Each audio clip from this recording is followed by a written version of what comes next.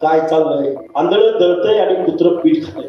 मुख्यमंत्री महोदय एवढा बेजबाबदार, बेसुमार, घटना विरोधी ओबीसीचं आरक्षण संपवणारा जी.आर तुम्ही काढाल असं ओबीसींना अपेक्षित नव्हतं. काय चाललंय? आंधळ दळतंय आणि कुत्र पीठ खातंय. मुख्यमंत्री महोदय एवढा बेजबाबदार, बेसुमार, घटना विरोधी ओबीसीचं आरक्षण संपवणारा जी.आर तुम्ही काढाल असं ओबीसींना अपेक्षित नव्हतं. आम्ही तुमच्या मागे आलो याचा अर्थ असा नव्हे की तुम्ही आमचं आरक्षण संपवावं. आता परत एकदा सांगतो, उद्या पंचायत राजच्या निवडणूक आहे. आम्ही लोक रस्त्यावर फिरतोय. ससाणे साहेब, तुम्ही आम्ही आमदार खासदाराची पोरं जरूर नाही, तुम्ही आम्ही गावागावातील शोषिताची वंचिताची भाषा बोलतोय. आता पंचायत राज मध्ये काय होईल? कुंभार साहेब नीट ध्यान देऊ नये का? 56,000 जागा तुमच्या चॅलेंज झालेत. प्रत्येकाने कुणबी सर्टिफिकेट काढलंय. पूर्वी निवडणूक व्हायची एका ओबीसी विरुद्ध दुसऱ्या ओबीसीची, माळ्या विरुद्ध धनगराची, धनगरा विरुद्ध कुंभाराची, कुंभारा विरुद्ध नाभिकाची, नाभिक म्हणजे ओबीसी मधला पडला तरी ओबीसी, मी आला तरी ओबीसी. आता ही येणारी निवडणूक मूळ ओबीसी विरुद्ध बोगस ओबीसी कुणबीकरणाद्वारे आलेला. आणि पुन्हा काय होणार ते सांगतो. पुन्हा होणार असं बोगस कुणबी विरुद्ध बोगस कुणबी. आणि तुम्ही जो खरा ओबीसी आहे तो 3ऱ्या क्रमांकाला, 4थ्या क्रमांकाला, 5व्या क्रमांकाला. म्हणजे ओबीसीचं आरक्षण आज रोजी संपलेलं आहे हे मला तुम्हाला जबाबदारीने सांगायचंय. आम्ही गावगाड्यातली पोरं आहे, आम्ही माणसं बघत नाही. 500 माणसं आलेत का, 1000 आलेत का? आता मराठवाड्यामध्ये आमचे सानप साहेब इथं बसलेत, बारगजे साहेब वगैरे, आमचे उघडे साहेब, सगळी मंडळी इथं बसलेत. मराठवाड्यामध्ये आम्ही यायचंय जरी म्हणलं ना तरी 50,000, 60,000, 1 लाख, 1.5 लाख माणसं गोळा होते. एका गावात जायचं म्हणलं तर गावात घराला कडी कुरपा घालून लेकरा बाळा सहित, बाया बापड्या सहित, कास्ता घालून माझ्या माता भगिनी पड पावसात आमच्या आंदोलनाला आणि सभांना मेळाव्यांना येतात. माझ्या पश्चिम महाराष्ट्रामध्ये धनगर आणि माळी समाजानं जर फक्त ठरवलं, गावातल्या बलुत्याला आलुत्याला माझ्या खंडोबाच्या साक्षीने सांगतो, या 18 पगड जातीच्या लोकांनी एकत्रित येऊन जर ही तळी उचलली तर छत्रपती शिवाजी महाराजांच्या रयतेचा महाराष्ट्र आणि त्यांच्या संकल्पनेतला महाराष्ट्र तयार व्हायला वेळ लागणार नाही.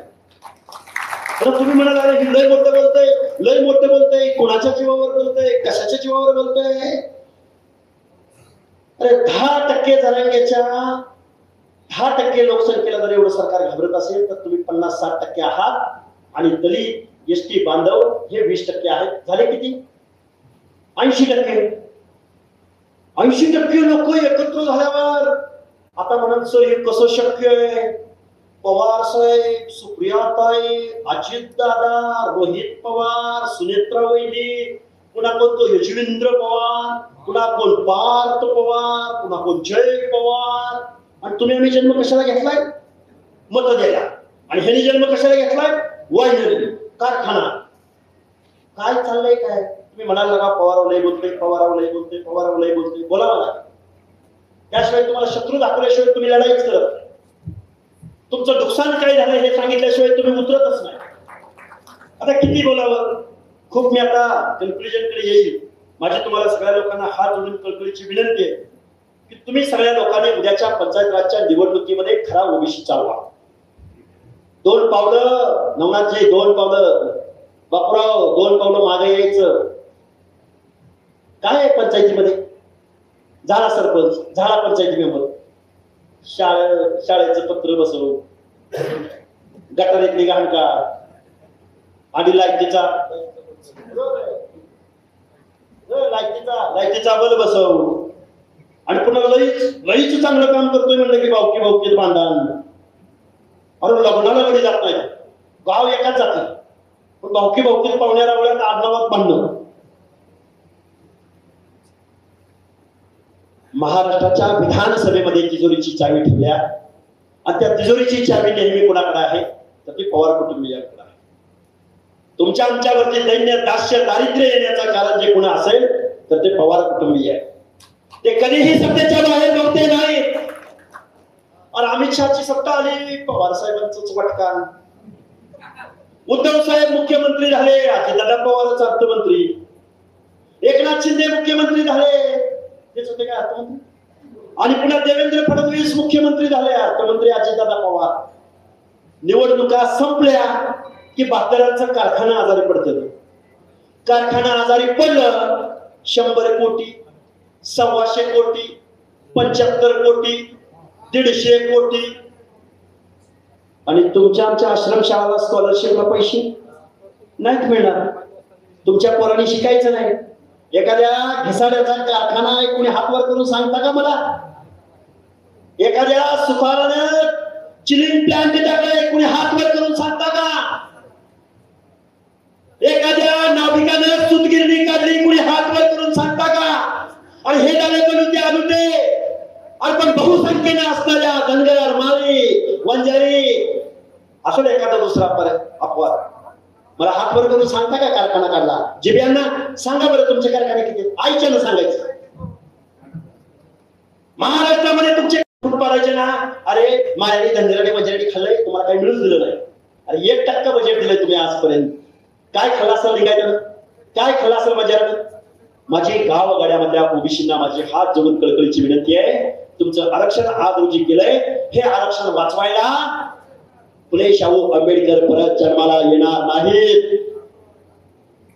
तुम्हाला परत या महामानवाचे विचार डोळ्यासमोर ठेवून तुम्हाला रस्त्यावर उतरावं लागेल. तुमच्या हक्क अधिकाराचं हे आरक्षण वाचवावं लागेल. इथल्या राज्यकर्त्या लोकांना, विस्थापितांचा लढा, आणि बघा हो, माहितीये का, दिल्लीमध्ये अरविंद केजरीवाल नावाचा माणूस होता.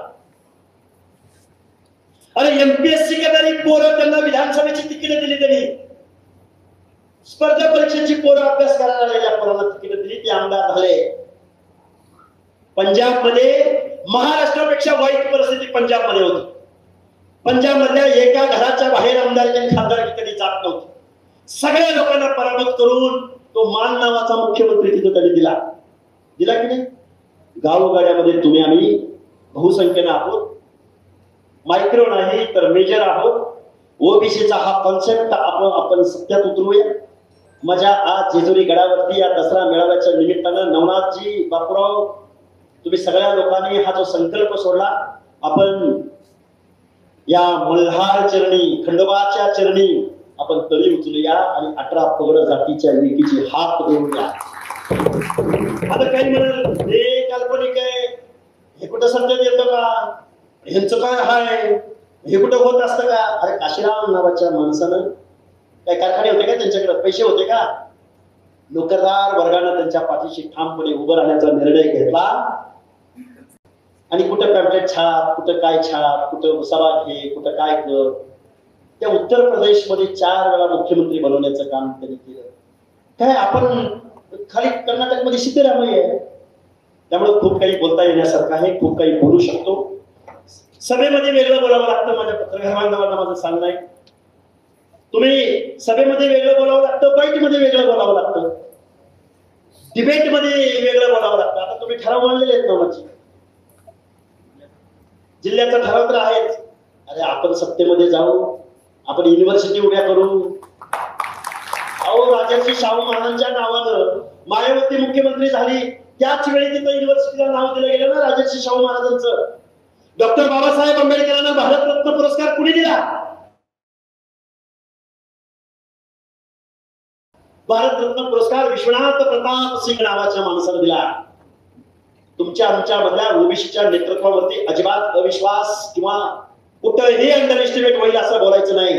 मुंडे बंधू भगिनी निश्चित बोलतील, आमचे भुजबळ साहेब निश्चित बोलतील, ते भूमिका घेत आले. आता घरात भावात भांडायची वेळ नाही. शेवटचं एक वाक्य सांगतो आणि माझं मनोगत थांबवतो. मनोज जरांगे नावाचा खुलचट माणूस आता म्हणतोय, ज्या जातीचा माणूस बोलेल त्याच्या जातीला टार्गेट करायचं. म्हणजे माळ्याचा बोलला की त्याला ओबीसी नेता म्हणायचं नाही, त्याला माळ्याचा म्हणायचं. धनगराचा बोलला की त्याला ओबीसी नेता म्हणायचं नाही, त्याला धनगराचा म्हणायचं. म्हणजे तुम्ही आजपर्यंत काय झकमारी केली? हेच केलंय ना. धनगराला एसटीचं आंदोलन उभं करायला लावायचं, बंजाराला म्हणायचं तुम्ही एसटीचं आंदोलन उभं करा. त्या बीडमध्ये, त्या जालन्यामध्ये आंदोलन उभं राहिलं. पंडित, हा सोळंकी, हे शरद पवारांचे चेहरे चपाटे अरे आम्ही बारामतीमध्ये आम्ही उपोषण केलं 2014ला. 9 दिवस आम्ही तिथे उपोषणाला बसलो होतो. आता बारामतीचा साधा नगरसेवक सुद्धा तिथे आला नाही अण्णा. आणि काल परवा आमचा दीपकराव बोराडे एसटीच्या आंदोलनाला बसला. त्यांच्या आंदोलनाचे खासदारांचे रांग लागले, रांग. काय पाहिजे दीपकराव, कसं करायचं दीपकराव, आम्ही तुमच्या पाठीशी आहे.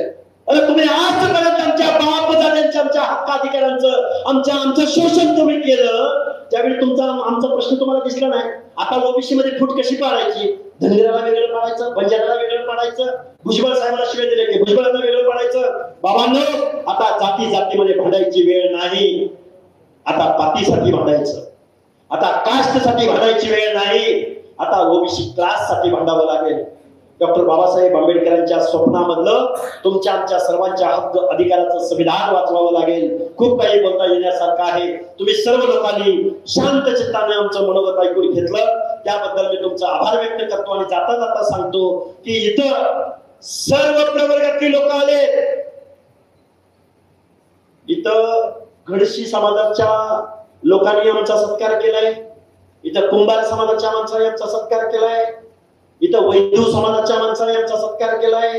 मग इथं बसलेले आमचे शिवानंद जे आहेत, आमचे मंगेशराव जे आहेत, सगळी माणसं आहेत. आता नाव कोणाची नाही पण लिहिलेली, तुम्ही कुणी राग मानू नका. 18 पगड जातीचा खऱ्या अर्थानं हा जेजुरीच्या सोनेरी नगरीमध्ये आत्मभान देणारा, स्वाभिमान जागृत करणारा, बाबासाहेबांचं संविधान आणि निवडणुकीमध्ये तुमची आमची वृत्ती, तुमची आमची दिशा कशी असली पाहिजे हे वास्तव आम्ही तुमच्या समोर मांडण्याचा प्रयत्न केलाय. शेवटी बाबासाहेब म्हणले होते, हे संविधान जर योग्य माणसाच्या हातात गेलं तर परत भारत देश नंदनवन होईल. पण हेच संविधान जर जातीयवादी लोकांच्या, पाहुण्या रावळ्यांच्या हातामध्ये गेलं तर इथल्या दीनदलितावरती, ओबीसी वरती परत भीक मागायची वेळ येईल, असं डॉक्टर बाबासाहेब आंबेडकरांना म्हणायचं होतं. आता इथल्या राज्यकर्त्या लोकांनी तुमचं आमचं काय केलंय हे तुम्हाला आम्हाला सगळं माहिती आहे. तुम्ही सगळ्या लोकांनी शांत चित्ताने बोलायचं होतं, वेगळंच बरं का. नाही इतिहास सांगायचा होता, गुंतरसोन थायमन सांगायचा होता, खूप पशुपालकांनी काय केलं ते सांगायचं होतं, संस्कृती सांगायची होती. भव्य मेळावा, अहो पुढच्या वर्षीचा मेळावा दसऱ्याचा हा सभागृहात नाही, पुढच्या वर्षीचा मेळावा हा चौकात, पालखी मैदानावर. आणि पालखी मैदानावरची जागा पुरी करणार, स्क्रीन लावावी लागणार. अरे जेजुरीच्या खंडोबाच्या नगरीमधला हा मेळावा आहे असा तसा अजिबात नाही. तुम्ही ज्या उमेदीनं हा कार्यक्रम घेतला, तुमच्या बरोबरच्या सगळ्या सहकार्यांना अभिवादन, आभार मानतो त्यांचं. आणि हा ओबीसीचा लढा असाच चालू राहील. मंगेशजी, ठामपणाने आपल्याला पुढे जायचंय. आपलं जनरेशन एक आहे. त्यामुळे अरे महाराष्ट्र म्हणजे काय आम्ही सांगू, तुम्ही लय राज्यकारणाच्या जोरावर उड्या मारताय ना. एक दिवस नाही तर तुमच्या कारखान्याचे थोराडे, नाही तर जमीनदोस्त केले तर महाराष्ट्रामध्ये क्रांती काय असते आणि बाबासाहेबांच्या लोकशाहीच्या मताचा अधिकार काय असतो आम्ही तुम्हाला येऊ घातलेल्या कालावधीमध्ये निश्चित सांगू. धन्यवाद. जय मल्हार, जय हिंद, जय भारत, जय भीम, जय ज्योती, जय आर्य.